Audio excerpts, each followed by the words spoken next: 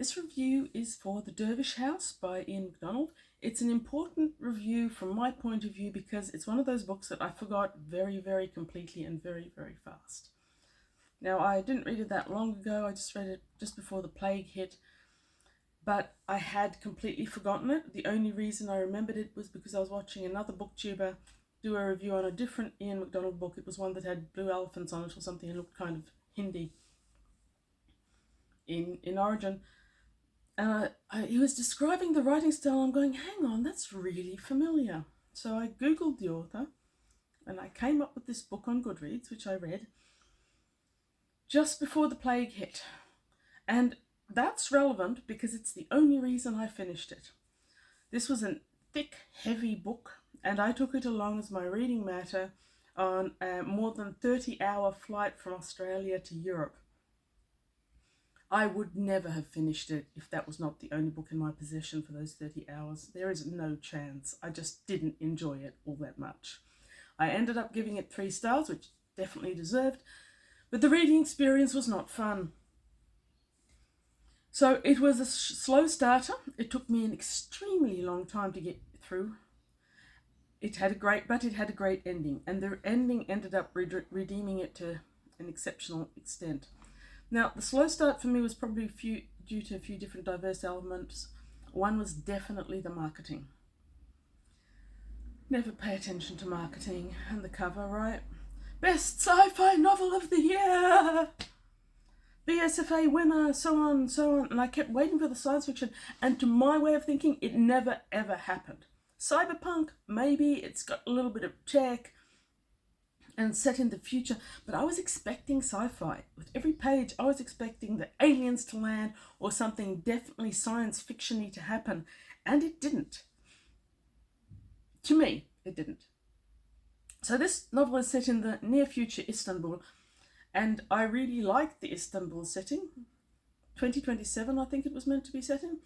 I thought their street level grittiness was very cyberpunk. I loved the nanotech sort of pushed in there, but I really can't see it as being a sci-fi novel as I think of sci-fi. It doesn't read like sci-fi. It reads more modern day with a bit of extra tech. So almost more magical realism or fantasy, I suppose. Because if you throw a djinn in there, and they do, then that's sort of magical realism, really. Anyway, never mind the classification. The nitty-gritty details of the tech, we never really go into all that much. I don't mind. I don't think you have to go into the algorithms of tech for it to be sci-fi, but it was background more than anything else. So I suppose that some of the tech was well ahead of 219 when I read it. It was definitely ahead of 2010 when it was published, but still I'm going with cyberpunk over sci-fi. The other thing about this book is 472 pages. That's a lot of page count. That's a lot. They were not fast reading pages either. They were small print. They were chock-a-block full of stuff, including names and words that you couldn't read. Well, I couldn't read. I don't speak Turkish. And the narrative is divided into days, Monday through to Thursdays.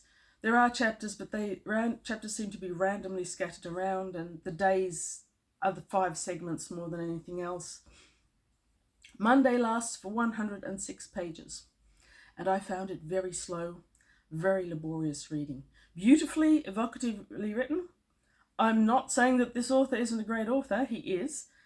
It's full of rich descriptions of the people and places, yes, but it was slow to read. It was prone to jumping around all over the place, and it was often confusing.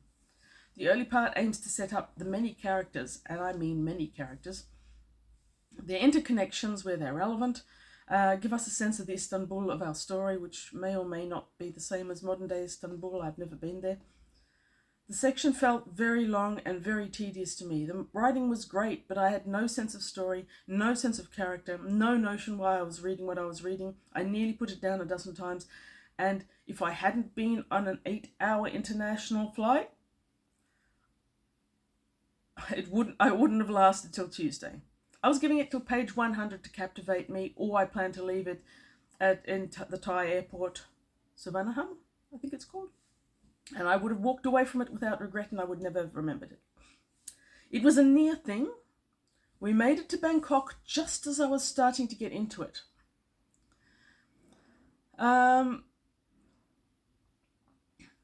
Now, by the end of the next 12-hour flight, I was on page 251 only, and I am a fast reader, and I don't sleep a lot. I normally would get through a few books with that much uninterrupted reading time. Food's being brought to you, a drink when you want it. There's nowhere to go, and you can't get distracted by chores. All I was doing was reading. It's phenomenal to me that it took me so long to read this one. Exactly why it took so long to read, I have literally no idea. Partly the multiple unfamiliar names of people and places, the honorifics I couldn't identify. I had to keep backtracking to figure out if a character was one I'd met before, and if so, which one. I had difficulty hearing Turkish words with my inner ears, so I often didn't know where I was or who I was reading about, and that's slow reading. I was enjoying the reading in many ways. Certainly I was enjoying the Istanbul as described, but it made it very frustrating when I couldn't identify the characters purely from context. Sometimes you could. Sadly, even by Wednesday, page 251, I remained unengaged by any of the characters and accepted that I would never actually like any of the people I was reading about, never be interested in the people I was reading about, and not care what happens to them either. That's a big problem for people who have to be emotionally invested in a character.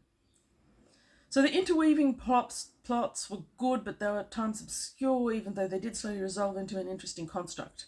However, a lot of the time, I was actually more intrigued by the reading experience than either the plot or the characters. So I was making notes about the reading experience while I was going at times, and I certainly enjoyed the irony of flying over Turkey, the Caspian and the Black Seas while reading about them in the future, predicted 9 years ago. Especially as, if I had not been flying, I would not still have been reading. I totally see why some people would adore the complexity, the vivid, visceral descriptions of futuristic Istanbul, the all-too-real, flawed, narcissistic, unlikable arsehole characters immersed in their own self-absorption of their tiny little meaningless lives. I can see how the intently described diverse parts of the novels would intrigue some readers. After all, there's antiquity dealing, history, a future stock market, multiple dramas of all kinds, all meticulously itemised and detailed. So there's a lot there to like and enjoy, especially if you're enjoying the reading experience more than the book as a package. If you like the meandering through the story, I think this would really suit you. I don't mind some meandering, but I tend to want a plot. Not that there isn't a plot, it's just really obscured by small things.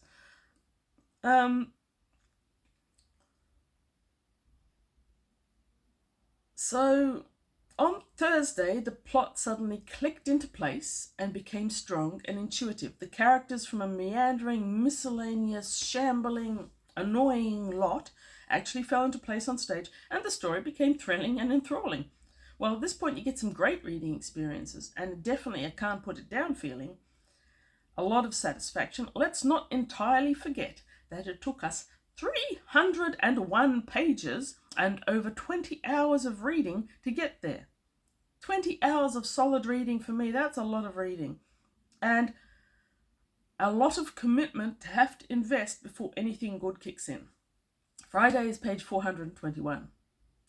So at the end, the last 100 pages flew by. They were easy to read with characters I could finally keep straight in my head, though I could not find most or any especially easy to relate to. I didn't love any of them. I was interested to see how all the plot lines combined and panned out. The plots all wrapped up into each other in a very masterful manner. The plotting that went into this novel must have been the level of strategic command that you used to invade a small city. Anyway, it became a good, satisfying ending. Now, somewhere here I made notes about the individual characters, because the characters matter. The Dervish House of the title, I never quite saw why that was the title. The Dervish House is close to an opening event, which is an explosion where a suicide bomber manages to explode himself and no one else. All suicide bombers, should be that kind. It's a useful talent to have. They should cultivate it. So, in the Istanbul, we have a huge number of characters. One of them was good and interesting and cyberpunky. He's a 9-year-old boy. He's confined to his house by a heart condition, and he's got these weird little bots. Oh, there's my notes.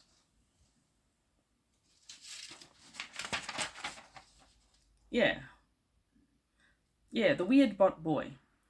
He can combine them into all sorts of things like pigeons and stuff and send them all over the city, so he's kind of investigating things that are happening. There's a necked pothead who gets stoned. I think he gets stoned in combination with the bombing, starts having weird religious awakenings and sees jinn. I think he was actually squatting in the Dervish House. There was a Greek community minority who was part of a think tank, and I can't really say much else about him. He's got some sort of weird secret that really didn't stick in my memory any more than the entire book did. Adnan, money trader. He's trading something about tainted gas, and it ends up being a bigger deal. Right, so I can't pronounce this name, I'm sure. It looks like ice, but it's got a squiggle under the S. She's the wife of Adnan, the most unlikable literary couple I've ever met. She's an atheist, and she works in a antiquities art shop, so she's an art dealer. The art dealer is near the Dervish House, and she actually leads into the only part of this book that I really thoroughly, unmitigatedly loved. The concept of the mellified man. So I'd never heard of this. Probably a lot of people haven't. Apparently in the